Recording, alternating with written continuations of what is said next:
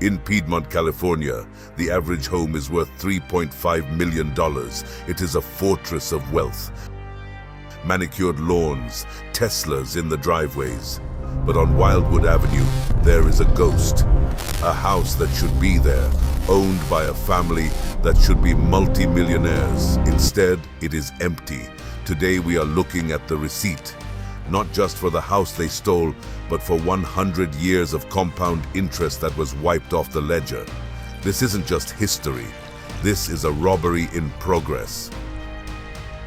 To understand why this matters, you have to look at the map. Piedmont is weird. It is a tiny, rich city completely surrounded by Oakland. It is an island. In the roaring 20s, Oakland was bustling, diverse, and working class. But Piedmont? Piedmont was designed to be a wall. They didn't just have expensive houses. They had an invisible electric fence. The chief of police, Burton Becker, was a known member of the KKK. This wasn't just a neighborhood watch. This was an occupied zone, and Sidney Deering, he decided to cross the line.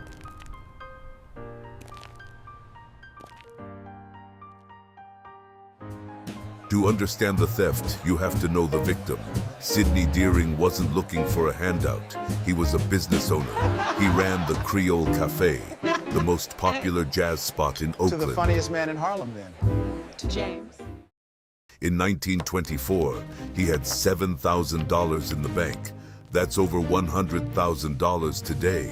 He did exactly what every successful American is told to do. He found a beautiful house at 67 Wildwood Avenue. He didn't ask for permission. He paid $10,000 cash. He bought the American dream, but the moment he turned the key, the clock started ticking.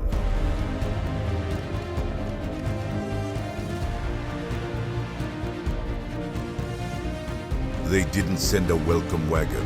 They sent a mob. We want justice! Come out of the house!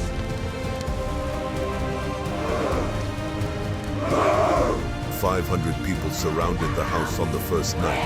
They threw rocks through the windows. They threatened to burn it down. And who was leading the charge? Police Chief Burton Becker. He didn't stop them. He watched. They planted bombs on the porch, but Sidney Deering didn't blink. He sat in his living room with a shotgun on his lap and said, "This is my house." Violence didn't work. The mob failed. So the city decided to use a weapon far deadlier than a bomb, the law.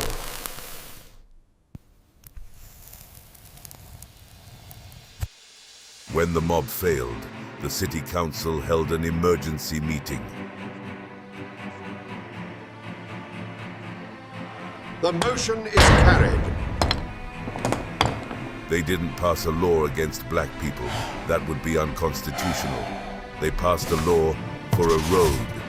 They declared that Sidney Deering's specific lot was needed for a public street. It was called Eminent Domain. It sounds legal, it sounds boring, but look at the map.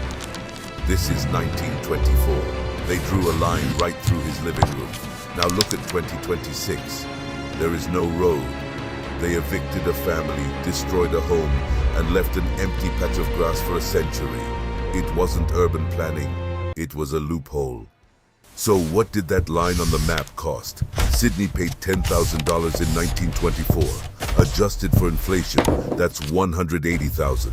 But real estate doesn't just track inflation. It builds dynasties.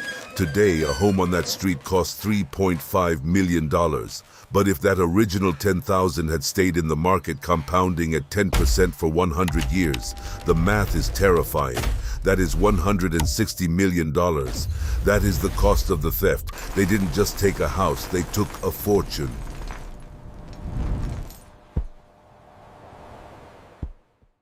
The Deering family is suing Piedmont today. They want their land back, they want their wealth back, but you can't refund 100 years of history. The road was never built, but the path to justice? That construction is just getting started. This is Drapetomaniacs. Subscribe for the next receipt.